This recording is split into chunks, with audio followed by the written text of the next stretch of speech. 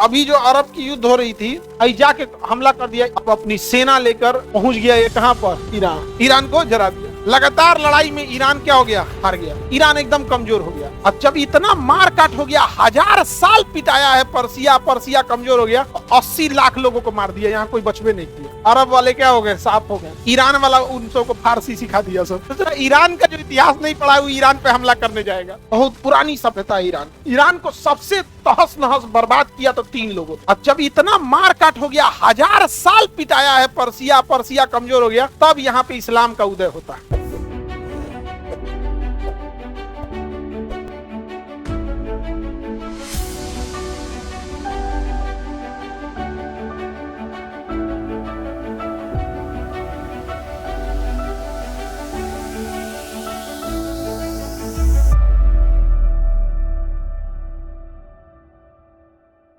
अभी जो अरब की युद्ध हो रही थी, उसको अगर हम देखेंगे तो वर्ल्ड के नक्शा में आपको अरब देश देखने में दिक्कत होगा, क्योंकि इसमें पूरी दुनिया को दिखाएगा। इसलिए हम एशिया का नक्शा लगाते हैं, उसमें अरब को देखना थोड़ा सा इजी है। उसमें अरब आप आराम से देख सकते हैं। देखिए ये अरब है, 3 ओर से समुद्र से घिरा है। पीछे में समुद्र नहीं, इधर समुद्र है, इधर में है, इधर में। तो अरब प्रायद्वीप है कि नहीं? तो दुनिया का सबसे बड़ा प्रायद्वीप भारत का प्रायद्वीप है कि अरब का प्रायद्वीप? अरब का, क्योंकि पूरा भारत प्रायद्वीप नहीं है, बस इतने एरिया क्या है, प्रायद्वीप है। अरब तो पूरा का पूरा अरब प्रायद्वीप है। ये पूरा का पूरा अरब प्रायद्वीप। पहले इसमें एक ही देश हुआ करता था, एक ही देश हुआ करता था, और उसके बाद धीरे धीरे टुकड़े हुए। इसमें सबसे बड़ा देश होता था इराक, ये ईरान, पर्सिया होता था। क्या नाम था? पर्सिया। बहुत बड़ा देश था पर्सिया। लेकिन इस पर्सिया का एक राजा बड़ी घमंडी था, क्या नाम था? जर्कसीस। क्या नाम था? जर्कसीस। वो खाली सोना का कपड़ा पहनता था, स्कर्ट पहन के घूमता था, सोना का। सोना का क्या पहन के घूमता था? स्कर्ट। सब चीज सोना का कपड़ा, सब कपड़ा किस चीज का था? सोना का। और उसका रथ लेके जाता था। आई जाके हमला कर दिया इस ग्रीस के ऊपर, एथेंस के ऊपर। किसके ऊपर हमला कर दिया? Athens, Greece. और ग्रीस शहर को जला दिया। वहां का एक बहुत बहादुर योद्धा था लियोनाइडस को मार दिया और ग्रीस शहर में आग लगा दिया। ग्रीस की राजधानी, एथेंस की राजधानी ग्रीस जल गई। सब आग लगा के तहस नहस कर दिया। बाद में लियोनाइडस मारा तो फिर इसके बाद अलग अलग शासक आए। लियोनाइडस से ससुरा पहले जानते हैं, इस पे और एक शासक था, खतरनाक नाम था उसका, डेरियस फर्स्ट। उस ससुरा भारत पे आक्रमण कर दिया। डेरियस कहाँ आक्रमण किया? भारत पर आक्रमण किया। और देखा कि यहाँ 7 गो नदी जा रही है, सिंधु, चिनाब, झेलम, सतलज, रावी। एक सिंधु नदी हो गया, झेलम, चिनाब, रावी, सतलज, ब्यास, सिंधु, घग्गर, ये नदियां थी। तो उसने 7 नदियों का नाम दिया। तो नदी को सिंधु कहते हैं, नदी को क्या कहते हैं? सिंधु। और 7 को सप्त कहते हैं। क्या कहते हैं? सप्त। तो ग्रीक भाषा में, पारसी भाषा का स को ह कहते हैं। तो हप्त सिंधु को हिंदू का। तो ईरान के लोग स को क्या बोलते हैं? ह। स को क्या कहते हैं? ह। तो वो लोग इस सिंधु नदी को कौन सी नदी बोलने लगे? हिंदू नदी। इस सिंधु नदी को क्या बोलने लगे? हिंदू नदी। कौन सी नदी? हिंदू नदी। और इसके इधर रहने वाले को हिंदू कहने लगे, इसके इधर रहने वाले को क्या कहने लगे? हिंदू। समझा गया? हिंदू कहने लगे। इसलिए इधर का मुस्लिम भी अगर ईरान जाता है ना, उसको वही बोला जाता है हिंदुस्तान से आया हिंदू। हिंदू जोग्राफिकल नाम दिया था। किसने नाम दिया? ईरानो। इससे बहुत मार खा होता था सभी सब। शुरू से लड़ाई। हम बात कर रहे हैं आज से 2,500 साल पहले, जब ना अशोक जन्म लिया, ना महात्मा बुद्ध, सब के साथ आया, यहाँ हमला कर दिया। उसके बाद लियोनाइडस जाके ग्रीस को जला के चला आया। लियोनाइडस किसको जला गया? फिर यहाँ डेरियस के बाद आया डेरियस द्वितीय। तब तक ग्रीस में एक जन्म ले लिया बहुत खतरनाक योद्धा, सिकंदर। ग्रीक में जन्म ले लिया सिकंदर ने कहा कि 250 साल पहले पर्सिया का राजा जर्कसीस, क्या नाम था? जर्कसीस, मेरे शहर एथेंस को जला दिया। अब अपनी सेना लेकर पहुंच गया ये कहां पर? ईरान। पर्सिया नाम था उस समय। 4 साल तक पर्सिया पर आक्रमण किया, पर्सिया को जला दिया। पर्सिया को किसने जला दिया? सिकंदर ने पर्सिया को जला दिया। उसके बाद सिकंदर आगे गया अफगानिस्तान को जीतने के लिए। 3 साल लग गया होगा अफगानिस्तान हरीला। और उसके बाद आया भारत में, राजा पोरस को हरा दिया। और उसके बाद कहा कि अब यहाँ से तुम ब्यास नदी पार करके मगध पर हमला करो। ये बिहारी राजा है धनानंद। तो सब कहा हम थक गए हैं ससुराल, 4 साल यहाँ युद्ध किए, 4 साल यहाँ युद्ध किए, 2 साल यहाँ किए, घरे नहीं गए 7 साल से। ये खाली लड़ाई। सपना में भी आदमी तलवार भांज देता है, जैबे नहीं करेंगे हम उधर। और उधर इसकी सेना बहुत बड़ी थी नंद की। हालांकि धनानंद हार जाता अगर आक्रमण करता। धनानंद बेवकूफ था उसके। धनानंद को, तो यहाँ कौन था? धनानंद। जब यहाँ आया तो यहाँ के शिक्षक थे चाणक्य। चाणक्य ने कहा कि महाराज ईरान और ग्रीक की लड़ाई में हमनी के दुआरी पे चला है। बाद में सिकंदर मर गया यहाँ। धीरे धीरे शासन आगे बढ़ाया। फिर यहाँ दूसरा शासक आया, फिर घुसिया के हमला कर दिया। कहाँ पर? एथेंस पे। फिर एथेंस को जरा दिया। फिर एथेंस से वो राजा आया हरकुलियस, वो आके फिर ईरान को जरा दिया। लगातार लड़ाई में ईरान क्या हो गया? हार गया। ईरान एकदम कमजोर हो गया। अब जब इतना मार काट हो गया, 1000 साल पिटाया है पर्सिया कमजोर हो गया, तब यहाँ पे इस्लाम का उदय होता है, अरब में इस्लाम का उदय। जोग्राफिकली इस्लाम करीब था, यहाँ से यहाँ पे इस्लाम आ जाता है और पूरे एरिया पे किसका कब्जा होता था? मुसलमानों का। और मुसलमान लोग को यहाँ लगा, यहाँ पे तो चंगेज खान आया मंगोल से, वो अपना एगो राजदूत भेजा था इन लोगों से व्यापार करने के लिए, ये सब उसका मुंह में आग लगा दिया था, उसके दाढ़ी में आग लगा दिया। चंगेज खान के राजदूत के दाढ़ी में क्या कर दिया? आग लगा दिया। और जरल मुंह ले जाके गया, चंगेज खान को ले जाकर मंगोल में, चाइना में दिखा रहा है, आप हमको व्यापार के लिए भेजे, दाढ़ी में आग लगा दिया। चंगेज खान आया और आक्रमण कर दिया, 80 लाख लोगों को मार दिया, यहाँ कोई बचवे नहीं किया। उस समय मारा था तो सब जना को मुआ दिया। अरब वाले क्या हो गए? साफ हो गए, अरब वाले साफ हो गए।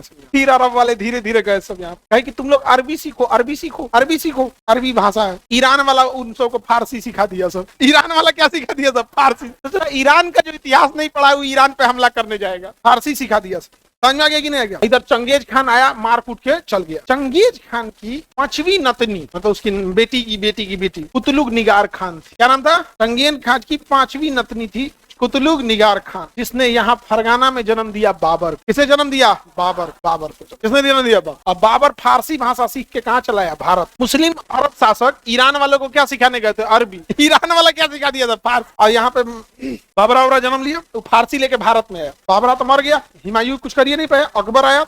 अकबर हिंदुस्तान वालों का फारसी सीखो, फारसी, फारसी बहुत अच्छी भाषा। भारत वाला का हम हिंदी छोड़बे नहीं करेंगे। तो कहा कि फारसी हमरा, फारसी से हमरा कुछ आता नहीं है। और जनता को क्या आता था? हिंदी। और दोनों का मिक्स हो गया, यहाँ जन्म ले लिया उर्दू। यहाँ क्या पैदा हो गया? उर्दू। उर्दू भाषा जन्म ली है केवल भारत में, हिंदुस्तान के अलावा उर्दू कहीं नहीं बोली। तो फारसी और उसका क्या है? मिश्रण। फारसी और उसका क्या है? समझ में आ गया कि नहीं आ गया? ईरान पे ऐसे आक्रमण हुआ, सब चीज ईरान चल रहा था, मुस्लिम शासक आ गए। पहले आया तैमूर लंग। कौन आया? तैमूर आया, मुंगा दिया सब जना, सब मरो, सब मरो। फिर मार दिया तैमूर। और तैमूर कहा बाबरा किधर है? तो कहा बाबरा तो उधर है। तैमूर आया, अब भारत पर आक्रमण कर दिया और यहाँ तुगलक वंश का अंत कर दिया। फिरोज शाह तुगलक, गयासुद्दीन तुगलक, मोहम्मद बिन तुगलक, सब तुगलक को मार दिया। सब तुगलक सब भाग गया। और यहाँ अपना एक चमचा बैठा दिया, सैयद वंश। सैयद वंश को मार दिया लोधी वंश। यहाँ खाली चमचा थे सब। इसी का फायदा उठा के बाबरा सोचा कि समरकंद पर आक्रमण कर। यहाँ तो अपने अपना घमासान चल रहा, कोई पॉसिबिलिटी थी नहीं। बाबरा कहाँ जाए? बाबरा कूद गया यहाँ और रह गया बाबरा इधर। ईरान पर बहुत पुरानी सभ्यता ईरान। ईरान को सबसे तहस नहस बर्बाद किया तो 3 लोगों ने। पहला सिकंदर, आग लगा दिया। दूसरा हरकुलियस और तीसरा चंगेज खान, खत्म कर दिया। चंगेज खान मुस्लिम नहीं था, याद रखिएगा, नाम था उसका मुस्लिम। चंगेज खान मुस्लिम नहीं था। बाद में मंगोलों ने इस्लाम धर्म अपनाया और इस्लाम धर्म अपनाया तो मंगोलों ने कहा हम इस्लाम धर्म अपनाएंगे लेकिन भाषा हम फारसी यूज करेंगे। इसलिए मुगलों की भाषा, वो इस्लाम धर्म भले अपनाए लेकिन भाषा अरबी नहीं थी। भाषा कौन थी? फारसी भाषा। भाषा कौन थी? फारसी भाषा। समझा गया? ईरान की सभ्यता छोटी मोटी तो सभ्यता है नहीं। ईरान की सभ्यता बहुत धीरे धीरे ये सब टूटते उठते रहा। एक हमसे कह रहा था मैसेज, टीचर थे, सर 1960 में पर्सिया ईरान कैसे बना? हम गए 1960 का बतिया रहा है ये आदमी यार, इस सिकंदर के समय की बात है। 1960 बोल रहा था। हम तो दिमागी झनक गया यार। 1960 की घटना नहीं है यार, ये तो महात्मा बुद्ध से पहले की घटना चल रही है। सब उस समय की घटना है, नहीं समझा गया? सबसे पहले मारा कौन? सिकंदर। सिकंदर के बाद हरकुलियस। हरकुलियस का चंगेज का। समझा गया कि नहीं? सिकंदर और हरकुलियस, इसने पर्शियन सभ्यता पे हमला किया और चंगेज खान ने मुसलमानों पे हमला किया। सब साफ कर दिया। अरब वाला डेरा के भाग गया तो हम नहीं जाएंगे, बहुत मारता है। और चंगेज खान का रिश्तेदार था कौन? बाबरा। बाबर मंगोल था। बाबर क्या था? मंगोल। बाद में मंगोलों ने इस्लाम धर्म अपना लिया लेकिन अरबी भाषा अपनाई। कौन सी भाषा अपनाई? तो मुसलमान सब गया था ईरान वालों को क्या सिखाने? अरबी सिखाने। उल्टे क्या सिखा दिया था? फारसी। और फारसी सीख के बाबरा आया भारत। भारत वालों को फारसी सिखाने जा रहा था। भारत वालों ने क्या बना दिया? उर्दू। समझ गया? बहुत लंबा कहानी चलेगा यहाँ पे।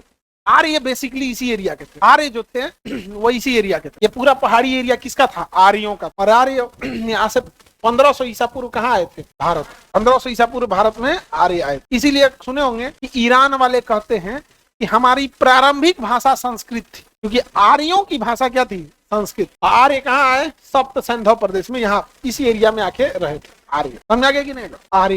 आर्य जब आए तो ये एरिया पूरा आर्य कहलाया और यहाँ से बना आर्यावर्त। क्या बन गया? आर्य। और पूरे आर्यावर्त में सबसे मजबूत राजा थे भरत। उनका भरत से क्या बन गया? भारत। और नीचे रह गया द्रविड़। क्या हो गया? द्रविड़। तो भारत में 2 मेन सिविलाइजेशन देखे जाती है, ऊपर में आर्यन और नीचे में द्रविडियन। ऊपर में आर्यन और नीचे में द्रविड़। दोनों में कल्चरल डिफरेंस भी है। आर्यन कल्चर में कजन से शादी नहीं कर सकते। आर्यन कल्चर में आप कभी भी कजन से शादी नहीं कर सकते, जैसे चाचा की लड़की, मामा की लड़की, सबसे शादी नहीं कर सकते। तो हिंदू धर्म का जो आर्यन कल्चर है आप उसमें कजन से शादी नहीं कर सकते हैं, लेकिन हिंदू धर्म में ही द्रविडियन कल्चर में कजन से शादी कर सकते हैं, और मुस्लिम में कजन की शादी कर सकते हैं।